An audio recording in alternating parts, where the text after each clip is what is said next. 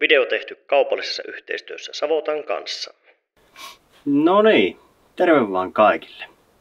Tämänkertaisessa jaksossa ajattelin sitten esitellä tämän minun rinkan, mikä nyt on ollut mulla käytössä. Tässä on Savotan Jääkäri XL ja meillä nyt on semmonen pari vuotta yhteistä taipaletta takana ja useampia reissuja on kierrelty, erilaisia reissuja, niin nyt sitten ollaan siinä pisteessä, että pystyy ja uskaltaa antaa semmoisen niin rehellisen arvion pitemmältä ajalta.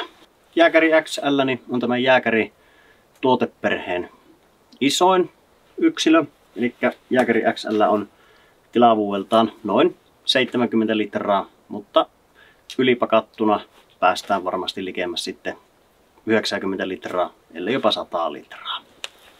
Jääkäri XL on oikeastaan niin kuin tämän legendaarisen LJK-rinka manttelin perijä, eli sen paikalle tullut. Sanottaisinko semmoinen moderni putkirinkka. Eli Savotta on tunnettu näistä perinteisistä putkirinkoista, 906, 806, 1200, mitä näitä nyt onkaan, niin tämä Jääkäri XL on sitten tätä niinku nykyaikaistettu versio oikeastaan näistä perinteisistä legendaarisista putkirinkoista. Eli nopea pintapuolinen esittely, eli löytyy läppäsulku.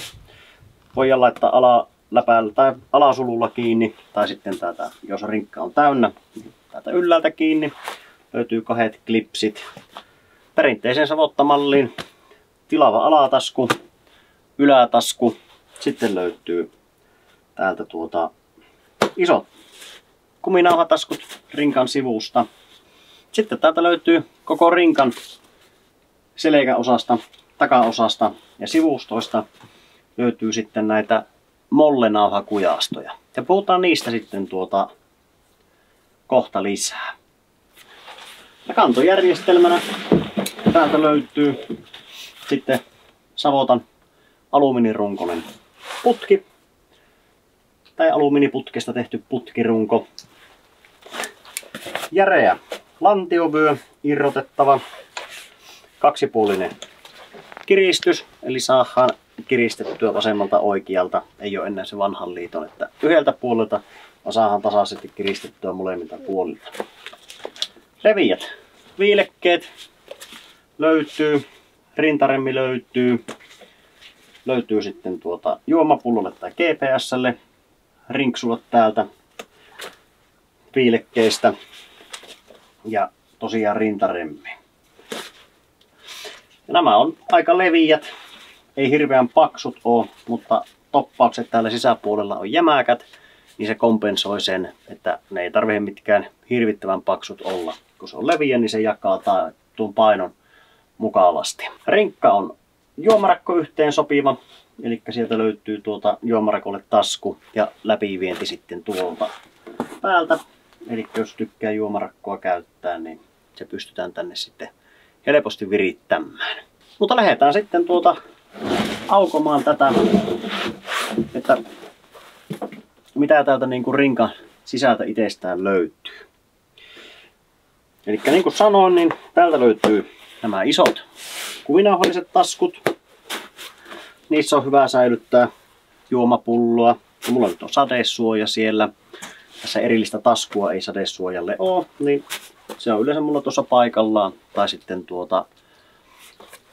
taskuun tungettuna silleen, että se on niin kuin näppärästi saatavilla. Ja vähitään se tilaa vie aina, kun se on tuossa rinkan päällä. Mutta nyt sitten on säilyttänyt tuossa, kun on tarvinnut kilikettä ottaa, niin sen ajaksi tuonne. Rinkan sivusta löytyy sitten kompressiohihnat. Saadaan kiristeltyä pakettia. Ei kuitenkin 70 litraa, niin se on aika paljon. Lyhyelle reissulle varsinkin, niin ei jää sitä tyhjää tilaa niin paljon, niin saadaan kompressiohihnalla viettyä sitten pakettia tiiviimmäksi. Ja sitten tällä, että kun pystytään täältä alhaalta kiinnittämään tämä yläläppä, niin saadaan kanssa viettyä sitä pakettia pienemmäksi. Ne ei jää niin semmoiseksi hölskyväksi ja löysäksi sitten tämä rinkka, niin se on jämäkkä, napakka, niin se on mukavampi kantaa sitten.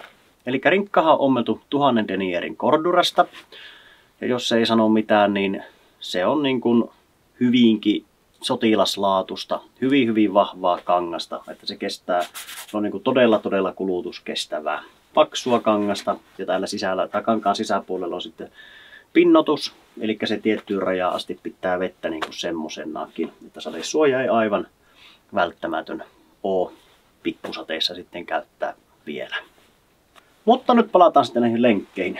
Eli rinkan yläosassa, takapuolella ja sivuissa ja lantiovyöstä molemmilta puolilta löytyy tätä mollekujastoa. Ja tämä tarkoitusperäinen ja ideanahan on, eli tämä tulee niin kuin sotilaspuolelta, tämä nauhakujasto, niin näihin pystytään kiinnittämään sitten lisätaskuja tai tavaraa, mitä on kannossa. Eli mulla nyt ei ole tässä paikallaan. Kun on täällä Syötteen kansallispuistossa lyhyellä yhden yön reissulla, niin kaikki retken tavarat sopii tuonne rinkkaan, niin mulla ei ole nyt sivutaskuja tässä paikallaan. Eli näihin mollekujastoihin pystytään kiinnittämään helposti erilaisia taskuja, niin sillä saadaan sitten semmoista niin kuin modifioitua tätä rinkkaa tai sääjettyä sopivaksi aina niin kuin jokaista retkeä reissua varten. Eli tämmöisessä niin kuin yksinkertaisimmassa muodossa ilman mitään lisää taskuja, 70 litraa, ne riippuu toki varusteista, mutta yhden yön reissusta viikkoon 1,5 viikon reissulle riittää tilavuus aivan hyvästi. Riippuu toki tosiaan, että mitä sulla on kannossa. No sittenhän jos halutaan vähän semmoista niin kuin tavaraa saatavilmalle, että olisipa mukava, että olisi vaikka ohtalampulle ja ensiapulaukulle ja tämmöisille, niin omat taskunsa, ettei aina tarvitse rinkasta kaivella, niin sinä pystyt siihen laittamaan jonkun pikkusen taskun tuohon, pujotellaan nuo nauhakujastot, niin sulla on siinä tasku paikallaan. Ja saadaan sinne sitten tuota tavaraa. Tai jos sinä haluat isot sivutaskut paikalleen, niin Savotalta löytyy muistaakseni 4-litrasia, 6-litrasia, jonkohan 12-litrasia sivutaskuja. Niin sillä saadaan isot sivutaskut sitten tuohon laitettua, joihin saadaan sitten sitä tavaraa mahtumaan lisää. Ja mollenauhakujastossahan on se hyvä puoli, että kaikki, jotka on joko molle- tai palsnauhakujastollisia taskuja, niin ne sitten sopii tähän, että se ei ole pelkästään sen tietyn valmistajan taskut, jotka siihen käypi, vaan voi surutta käyttää sitten ihan mitä vaan. Kaikki on samanlevyisiä ja samankokoisia niin, tai samanlaisella kujastolla, niin sitä taskuvalikoimaa on todella paljon sitten tähän. Eli löytyy isoa taskua, pientä taskua. Varmasti niin kuin joka ikiselle tarpeelle, mitä niin kuin löytyykään, niin oma tasku löytyy. Eli tästä äkkiä saadaan tästä 70 litran rinkasta niin taskuja lisäämällä, niin tästä saadaan äkkiä 100-120 litrainen rinkka, kun lähdetään vaan laittamaan tuota taskua paikalleen. Samasta rinkasta saadaan niin kuin nostettua sitä käyttökapasiteettia niin kuin tosi pitkillekin reissuille. Tai jos on lyhyelle reissulle, kalareissulle vaikka, niin paljon kannattavaa, niin saadaan sitten sitä volyymia siihen. Toki ne tuopi lisää painoa, mutta ottaa vähän ohuempia taskuja tai mitä tarvitteekaan, niin sitä kyllä sen painon kanssa pärjää. Kun vähän kahtoo tosiaan, että minkälaisen taskun tarvitsee millekin reissulle, niin ottaa pois, laittaa paikalleen, niin se on sillä selvä. Ja lisäksi näihin on näppärä kiinnittää niin kuin muutakin tavaraa, makuualustaa, telttaa, kahluukamppeita, jos haluaa säilyttää tai kantaa, niin pystytään laittamaan. Ja itse kun me täällä tätä on käyttänyt aika usein, niin monta kertaa on laittanut sitten kiväärin tästä kiinni. Että se on helppo, kun pujottelee vaan tuolta klipseistä irtohihnat, niin saapi sitten kiväärin siihen roikkumaan. Ja Instagramin puolella tulikin tosi hyvä vinkki, että laitetaan niin sanottu dumppitasku tänne alareunaan, niin saadaan kiväärin perää sinne puotettua. Tai haulikon perää sinne taskuun, niin se ei tarvitse laittaa kuin yhdellä hihnalla kiinni. Semmoinen on ostoslistalla, semmoinen dumppitasku kyllä, että saadaan helpotettua sitten sitä kiväärihommaa. Mutta tosiaankin, että kilikettä tavaraa sillä saadaan kantoon tällä mollenauhakujastolla niin tosi paljon.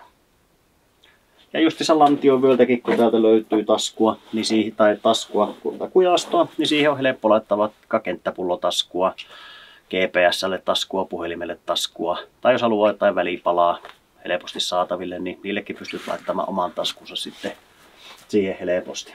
Eli oikeastaan vaan niin se oma mielikuvitus on rajana sille, että miten paljon näyttää jääkäri sarjan rinkkoja, niin pystyt muokkaamaan. Mutta nyt on puhuttu tästä ulkopinnasta, ulkopuolesta materiaaleista tarpeeksi, niin kurkataan vielä, että mitä täältä niin kuin rinkan sisältä löytyy. Eli puutetta avataan ensin nuo klipsit täältä, kurkataan tänne alas. Katsotaan putoako mulla tavarat täältä nytten. Eli täältä löytyy vetoketjullinen iso alatasku. Näin. Vähän sieltä meinaa tavarat tulla. Ja täältä löytyy täältä alataskun läpäästä. Täältä löytyy 4 kappaletta tämmöisiä pieniä verkkotaskuja. Eli tänne pystytään sitten jo organisoimaan tavaraa, justiinsa mitä tarvitsee, ensiapulaukkua, ohtalamppua, mitä ikinä keksiikään, niin sinne on helppo laittaa ne, niin siellä ne on saatavilla ja järjestyksessä tosi nopeasti, että ne ei pääse sitten häviämään tänne isoihin tiloihin. Täältä löytyy tosiaan tämä iso alatasku. Täällä on näppärä säilyttää sille niin kuin nopeasti saatavilla olevat tavarat. Mulla on esimerkkinä täällä sadekamppeet, hanskat, taukovaatteet, keitin ruuat, mitä käytän päivän aikana paljon, niin ne on täällä, että siellä ei muuta kuin tosiaan vetoketju auki, tavarat on käytössä siellä. Niin. Sitten kun ei tarvitse, niin tavarat kyytiin ja vetoketju kiinni ja sitten onkin jo niin sanotusti ready to go sen jälkeen. Sitten käännetään täältä läppä auki, pyöräytetään vielä näin ensin. Läpään sisäpuolelta löytyy vetoketjullinen tasku. Se on aika iso tasku, siellä on helppo säilyttää kanssa vaikka lamppuja tai karttoja.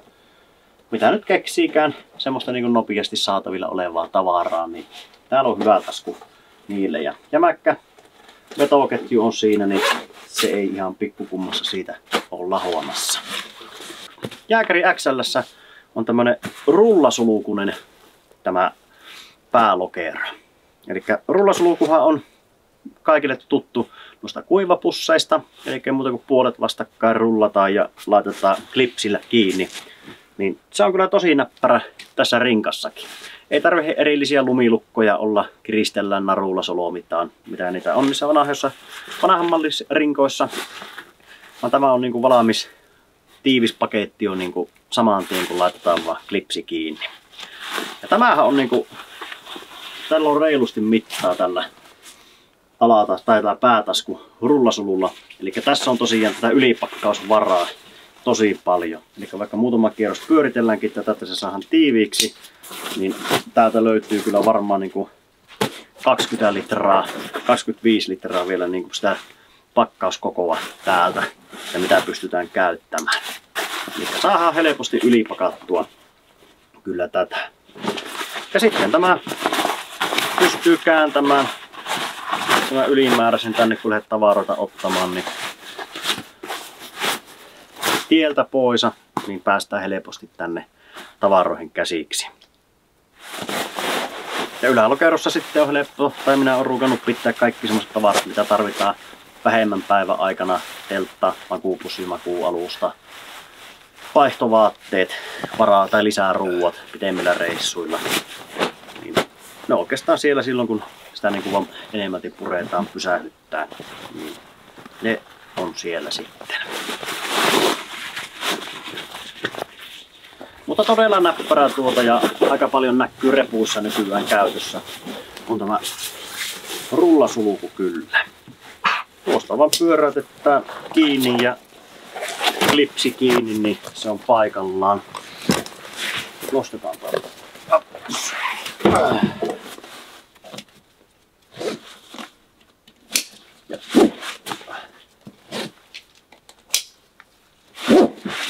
Siinäpä meillä on taas rinkka lähtökunnossa oikeastaan.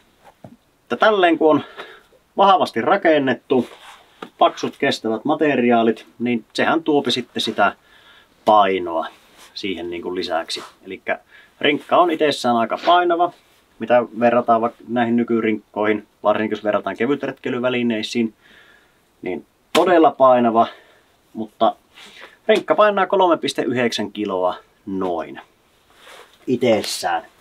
Eli onhan se aikamoinen möllykkä kannettavana, Mutta tuo kantojärjestelmä on siinä kuitenkin niin hyvä, että sitä painoa ei huomaa siellä selässä. Leviä lantiovyö, leviät viilekkeet, jämäkkä runko, niin se kyllä katoaa se paino sinne. Eli sinne saadaan kyllä sitä tavaraa mukavasti kannettua sillä. Että sinänsä se paino ei haittaa. Mutta sitten kun lähdetään laittelemaan niitä lisätaskuja ja päiväreppuja, niin kyllä se aika äkkiä karkaa sitten se painokin sitten ylöspäin. Mutta se on aina vähän semmoinen kahden kauppa. Haluaako tosi kestävää, haluaako kevyyttä. Että se vaan joko sitä välillä pitää olla tai jommassa ääripäässä. Ja itsellä kun on rajuja, kovia reissuja, tavarat on kovalla koetuksella, niin kyllä se niin tuommoinen kunnon kestävä rinkka, jonka tiedät, että se kestää varmasti vuosikausia reissussa, niin se on kyllä hyvä sijoitus. Kantomukavuus on näitä kuitenkin, kun rinkkoja on erilaisia ollut monta monitusta vuosien ajan käytössä. Lundhaxia, Norronaa, Savottaa, Fjällräveninkin on ollut. Niin ei tämä paras ole kannettava, mutta tämä on tosi hyvä kantaa. Eli just se, että kun se on jämäkkä, hyvä lantiovyö, leviät viilekkeet, niin se ei ala painamaan.